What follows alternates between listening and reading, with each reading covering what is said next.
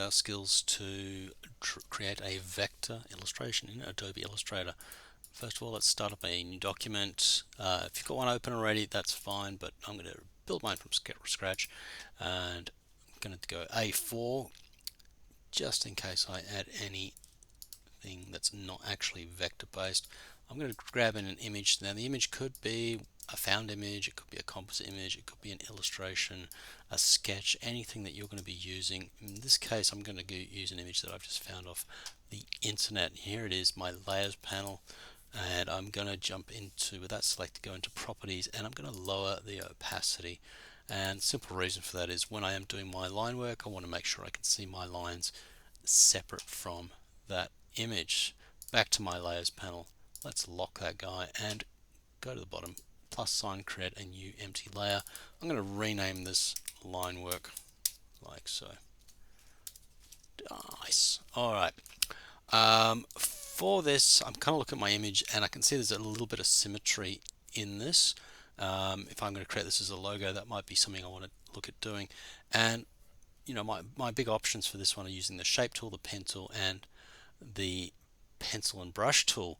The way I kind of want to tackle this in the first place is get an outline of the entire image, and then I'm going to go through and create the other details with a little bit more pizzazz. So what I typically suggest, if I'm going to make a closed shape for this, the pencil tool is pretty good because it does have the option of closing paths when it ends. The brush tool does not.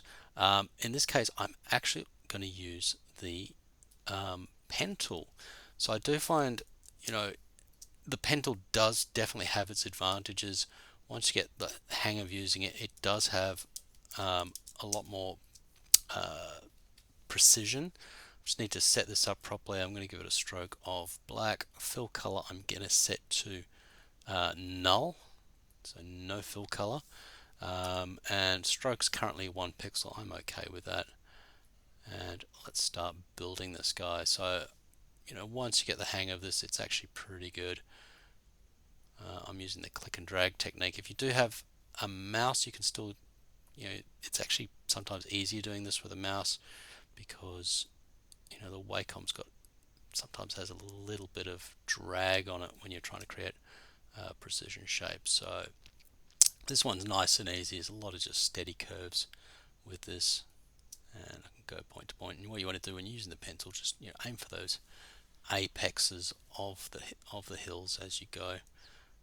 And don't forget, you can always select, hit the command control key and grab those anchor points directly and move them along with their curves. Alright, I'm actually going to cheat a little bit. I'm going to go cut straight down the middle like so, and I'm just going to close these bits off like so. So there it is there. I haven't done half of it and I'm okay with that. What I'm actually going to do is a little bit of a cheat here is I'm going to mirror this. So, you know, we do it a lot. So I grab my move tool, I'm going to right click on here and let's go to transform, hit reflect, and it's set to vertical at the moment. Preview's on, and I'm going to hit copy. So it's going to create a copy of that that image there, and it doesn't look like it's actually done it, but let's have a look. No, it doesn't look like it's done. Let's try it again. Right click, transform, reflect, and there's my preview. Some weird things happening there, and hit copy. There it is there. Let's switch over to my mouse. I'm just going to hold down shift as I kind of shift that across and get that into position. So it's obviously not going to be in a direct variation, but it's going to work. I'm going to select both of those now. Let's add a fill to this now so we can actually see a little bit what's going on. Let's find a nice neutral color, and I'm also going to ramp the stroke up. So, you know, you always got to kind of think out the box with using Illustrator. Alright, now with both of those selected, I'm then going to use my shape builder tool. So the shape builder tool, the shortcut for that is Shift M. It's over here on the toolbar here. Shift M, and this is going to allow me to drag through and create singular shapes. So there it is there. It's also going to allow me to remove shapes, and I'm going to zoom in to this a little bit. Let's lower my opacity so I can kind of see what's going on, and I'm going to lower that width size here. So some of these I don't want to keep, so Shift M and holding down the Alt or Option key, I can then start dragging that through and either joining a shape up or Alt to subtract it. So this one's a bit scruffy, but you kind of hopefully will get the idea. And I want to watch out for little daggy bits that might escape my eye from there. Alright, that's kind of getting there. It's a bit weird at the bottom. I might do something really weird like this, like grab the ellipse tool and let's throw something like that in there just to even it out. Command A to select them all, Shift M for your selection tool, and I'm going to subtract that there. Alright, Command Shift A, deselect. So that's kind of getting there. It's a nice little trick. There's a little section up the top here as well. Command A and then Shift M, and I'm going to subtract these little bits here that I don't need. Those bits I do need. Awesome. And Command 0. So that's a nice easy one. I'm a little bit lazy to actually do all of the components for that, but you can see how that's going. And now I'm going to turn that fill back off. So, for demo purposes, we didn't really need all of that. And there is fill. Nice. All right. So there's the basic shape that I've created, and it's it hasn't got a lot of style to it at all using the pen tool. You can jump in with the stroke tool and adjust that, and if you click on the stroke option here, we do have some profile options which are going to allow you to sort of adjust to different kind of brush strokes in there, and there's not going to be a hell of a lot of anything too exciting in there that's going to work for this, because essentially it's going to get thin where the start is and thick, and then it's going to kind of mess up a little bit. If you want, you can create a brush stroke for that, but what I'm going to do is go Shift W, go to my shape width tool over here, this little tool here, Shift W, and we can use that to try and create a little bit more thickness. So you can literally just click and drag in some of these areas here and increase the width of some of these points as required, or narrow them down. So that's looking a little bit better, and let's get my opacity back up for that. For some reason I had to turn down. Alright, and let's select out of there so we can kind of see how that's going. What I'm going to do now is I'm going to switch from the pen tool, where I've created that stroke, to something that's going to be a little bit more freehand. In this case, I'm going to use the brush tool, and B for brush, I'm going to bring up my brushes, so window and brushes like so, and we've got our stock standard ones here. Please be careful of the calligraphy ones. You can tell by this little icon, these are calligraphy ones.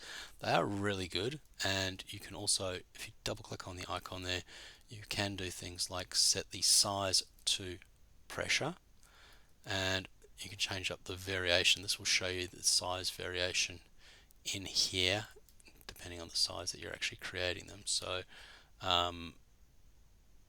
they are really good, and once you actually apply them, delete that stroke, you'll see that you can actually create some thick and thin lines. So that works really well. The only reason why I'm saying be cautious of the calligraphic brushes is that you can't really use the width tool on them. It just won't let you do it. So if you're happy doing them as they are, then that's great, but the width tool really doesn't get a look in for that. But some very, very nice brushes in there. Your other option, of course, is going Shift B, getting your blob brush, and while this isn't overly exciting, you can get it to double click. You can also get it to set the size to pressure, play around with the variation and that kind of stuff, and it's just a simple round brush. I do kind of really like this brush in the sense that it's actually creating a shape, and I think the reason why I really like this is that I can go Shift E to grab my eraser, and again with the eraser you can select different brushes for that, and we should be able to start erasing that. Now for some reason this one's acting a little bit weird. Oh, that's because I actually have a stroke on that, I think. No, there we go. Sorry, I just didn't have it selected, so now I can jump in with my eraser and I can do a little bit of cleanup, get that looking a little bit closer to what I like. If I want to add to that, Shift B, and that brush will actually start allowing me to build up my shape. So I really do like the blob brush. It allows for some really nice variation to line, and if you really want some more precision, don't forget you can adjust that down to get smaller and smaller brushes, so you get some really nice effects for that. And then go back in with your eraser. So I'm getting used to using a non-screen based Wacom, so not a Cintiq, so my hand-eye coordination's a little bit out, so do select that, Shift E, and then you can go through with your brush and with your eraser, sorry, and just start cutting back as required from that. So we've got some nice little effects popping in there as that creates a shape. So alright, we're getting there. So I'm kind of going to throw a bunch of the different brushes in there. From now I'm going to just unselect that. Let's go back to my standard brush. I'm going to create my own personal brush for this, just to show you how easy it is, and then we'll use that just for adding some extra weird lines and stuff like that. So to create your own brush, it's pretty straightforward. You can create almost anything for a brush stroke. In this case, I'm just going to use an ellipse tool, and I'm going to create a simple ellipse. I do want a brush that's got a pointed end at one side and a a stumpy end at the other. So I'm going to create this stretched ellipse like that. I'm going to go to my direct selection tool A, and I'm going to select that end anchor point and hit delete. And essentially what I've created is this sort of bullet shape like so. If you want to get really funky with this, you can change the shape and the curvatures and all sorts of stuff for it. But for me, this works just perfectly, and I'm going to drag this into my brushes panel. I want it as an art brush. Hit OK, give it a name, and bullet 2, whatever you want to call it. Width I'm going to set to pressure, and then over here is our pressure options. So I will need to look at changing those as we go. I'm going to leave the brush scale options as is, and I'm going to hit OK. So I do want it going from the direction that I'm painting it. If you do want it to go in the opposite direction, start off with a point and then go to a stumpy end, you can flip the orientation of that. But I'm going to leave that as is for now. There he is there. I'm going to delete that shape. Let's go B for brush. There's my bullet 2 brush, and let's see how it works. I'm just going to do a couple of strokes just to see how it goes. A couple of hard strokes with the pressure on the Wacom, and a couple of soft ones, and I can see it doesn't actually change the sizing much. So let's double click in this, open that up there, and I'm going to lower my minimum size. If you actually hover over this, it's like on here it says minimum, and let's go to my width. Let's make sure it's set to pressure. There we go. So minimum is down to there, and maximum, let's get something that it's going to work for me, something like that. So it's just going to have a little bit of a variation. So, and as with small amount of pressure, and let's push down harder, and we've got a little bit more thickness there. So we do have a bit of control. If you don't like using the pressure on that, then literally don't use it. So let's grab those, delete brush, and I'm going to go through and just start sketching some of this stuff in. Now I happen to know that where I start off my line is going to be the thickest part, and the thinnest part is going to be down the base. So do zoom in for what you're working on. If you want to increase the thickness of your line, you can obviously jump back in here and start playing around with these aspects. You can see it's changing it as we go because it's still selected. I'm going to actually raise that up a little bit, or you can go to the stroke option here and you can put in increments of pixels as well. You can type that in. Alright, so that's going in there. I'm probably going to flip some of this because I am ultimately pretty lazy with this. And let's add a few more details in here as well. What I really want to do with this is just close off some of these shapes, just for an illustrative point of view. And let's do a few more. A little bit of pizzazz.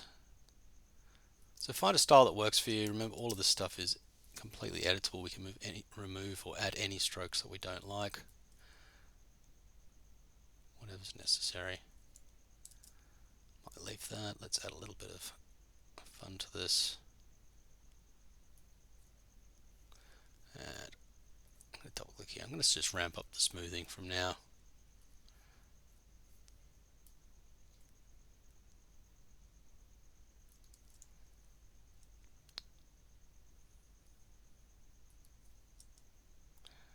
Alright.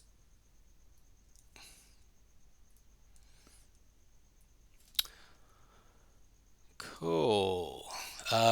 There is a little hidden tool here. And if you don't have it in your current toolbar here, this can be worthwhile checking out. So let's see if we can find it. It is essentially a selection tool, and it should be, unless I've already added it, hidden in here, it is the lasso tool. Having a quick look if I can see it. It is one of the ones that kind of got lost by being thrown out. Not seeing it at the moment. There it is there. I've got up here with the direct selection tool. The shortcut is Q. Sorry, I couldn't remember the shortcut. Lasso tool. And that can be kind of handy if you do need to select a bunch of points. So I thought I might bring that up. So I actually want to select just these internal points here. I'm going to hold down Shift and grab a few more. So Shift should allow you to select multiple ones on top. So I'm grabbing all these, and the simple reason is I'm just going to reflect them and right click, transform, reflect, and it's kind of messed up. I must have missed a few points here, so let's cancel that. And there must be some points, some points down here that I'm missing. Let's try that once more. I'm just going to try and avoid the main image. Actually, that's not really working. So I'm just going to switch back to just the V direct selection tool. So let's grab all those, and then I'm going to right click and transform, and let's go to reflect, and nope, sorry, wrong one, scale. This is one of the issues with working with a Wacom tablet. Transform, reflect, there it is there, and we want to do it on the vertical, not the horizontal. Preview, and I'm going to hit copy like so. Let's grab that and move it across to the other side. So something like that. Nice. Cool. So nice little bit of use of reflection for that. And now what I'm going to do is just going to add some teeth to this. So the teeth here, I might just use an ellipse here, and let's just create something like that. Direct selection tool. Let's just break that in a little bit. Create a little bit of a tooth shape. Grab your move tool, V, and then holding down the Alt Option key, and we can actually grab that and duplicate it. And I'm going to rotate a little bit, scale, and move, scale and move. Alright, let's duplicate that again using that Alt Option key with the move tool, and there we have those teeth. So Shift select, great, right click, transform, reflect, set it to vertical, don't know why it keeps going back to horizontal, and hit copy. And now let's move those guys across. Sorry, there they go. Again, transform, reflect, oh, vertical. I think I might have manually turned the angle around for those. Copy, and let's nudge them across. I'm going to use the arrows for this because I got a little bit confusing around about that point there. All right, just want to move these down just a smidge.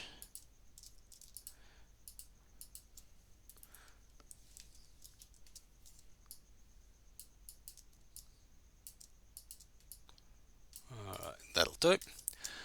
At this point, I'm actually just going to turn off the looking for any stray points and stuff like that. I'm going to turn off the background layer. I don't really want to see it at the moment, so this is kind of getting a little bit closer to where I want it. I'm going to command select all of that. I'm going to hit command Y, and what this is going to do is it's going to set this to the wireframe. And what I really want to look at is closed in shapes. So if I do zoom in, I'm going to see there's a lot of gaps in these. What looks like could be closed shapes might not actually be, because a lot of the strokes are going to make it appear that they're actually gaps, but they aren't.